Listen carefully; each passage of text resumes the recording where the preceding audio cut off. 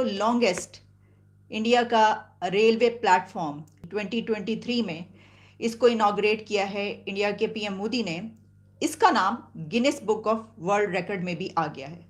ये तो है सियासी मामला जो हल होने का नाम नहीं ले रहे हैं, और वहीं हुकूमत अवाम पर एक से बढ़कर एक, जो दूसरा आप समझ लें कि बॉम्ब अवाम पे गिराई चले जा रही है।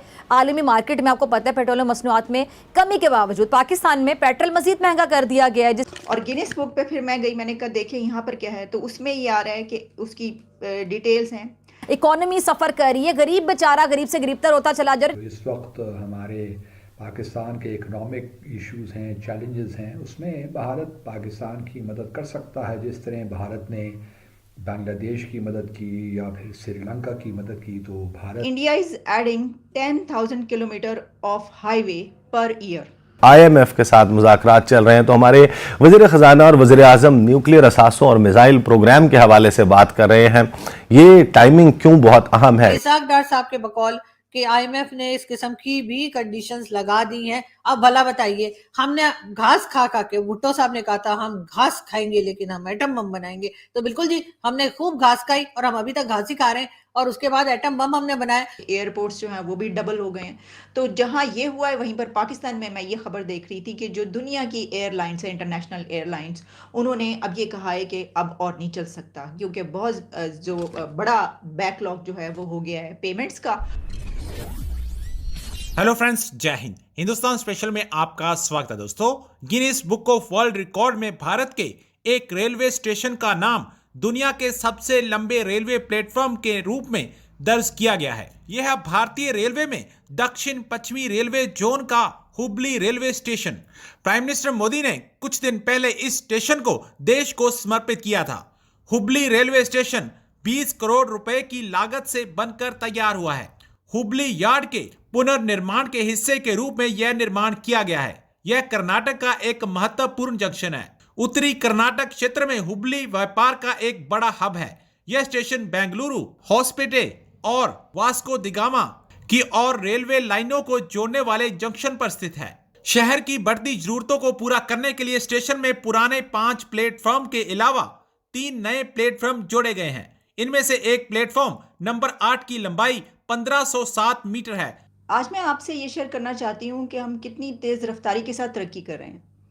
हम और हमारे हमसाए जो हैं उनके बीच में एक रेस लगी हुई है, और इस रेस में कौन जीता ये अब हमें देखना है। लेकिन रेस है किस चीज़ की, ये मैं आपको बताना चाहती हूँ। तरक्की की है रेस, जाहिर है कि प्रोग्रेस और हम डेवलपमेंट की।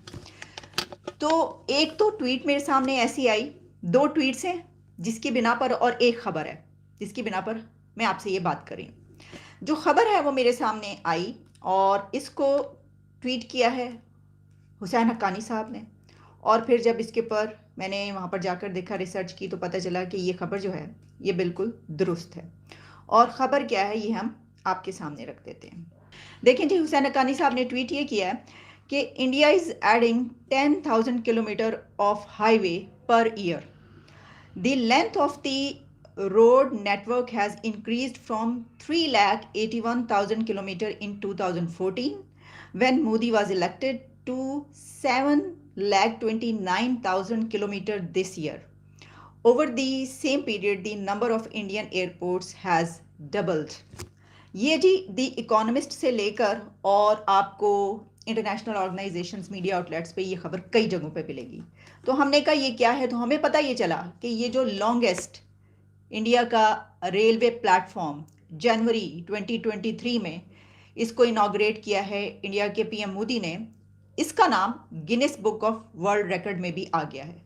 और गिनीज बुक पे फिर मैं गई, मैंने कहा देखे यहाँ पर क्या है, तो उसमें ये आ रहा है कि उसकी डिटेल्स हैं कि इस वक्त जो the longest railway platform is 1,507 metres and was achieved by south western railway Hubli India Karnataka.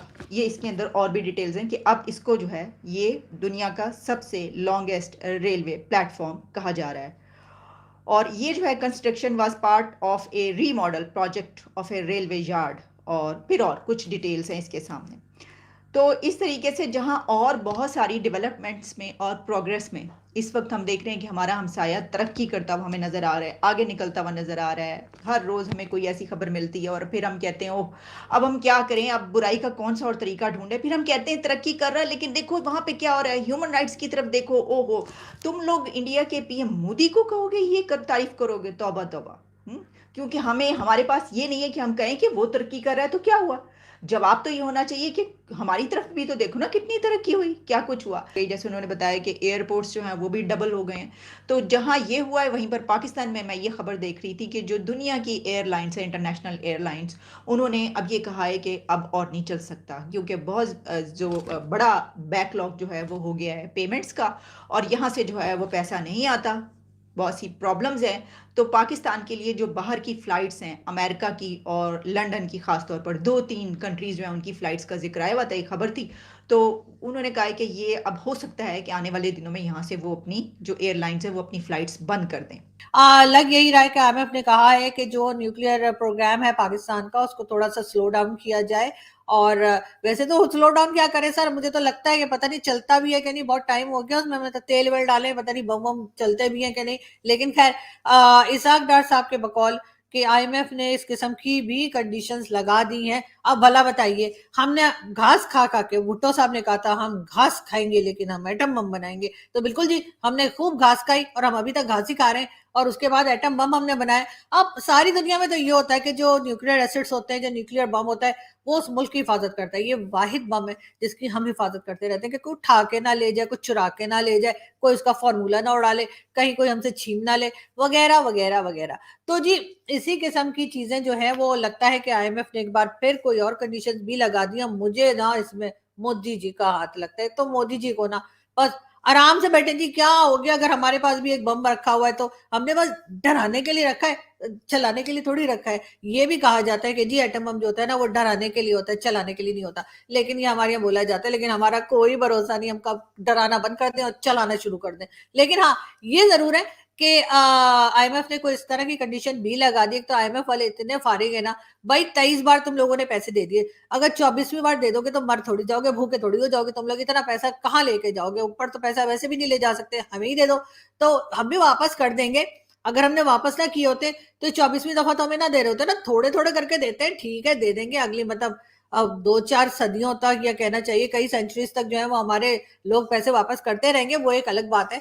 लेकिन इस वक्त फिर उन्होंने अजीब तमाशा लगा रखा है, यानी $1 बिलियन के लिए जो है वो हमसे नाक से लकीरें खिंचवाई जा रहे हैं, खिंचवाई जा रहे हैं। और अब उनकी नजर पड़ गई है हमारे एटमिया सासों के ऊपर। ओ जी, इतनी मुश्किल से तो हमने बम बनाया है, और कितनी मुश्किलों से, मतलब हम उसको बार बार अपडेट करते हैं, बार बार लोगों को धमकियां देते हैं और बताते हैं। अब ये आईएमएफ वाले जो हैं ये कह रहे हैं कि जी आपके जो न्यूक्लियर एसेट्स हैं उसमें हम जिस तरह से कहेंगे उस तरह से रखोगे, जैसे हम कहेंगे वैसे वो चीजें खरीदोगे या कुछ भी उसको अपडेट करोगे, इस किस्म की बातें करें तभी उन्होंने दी। और ना मैं भी कहूँ कि जी डिफेंस बजट कह रहे थे तो बस ठीक है, डिफेंस बजट भी हम कम कर देंगे, ऐसी कौन सी बात।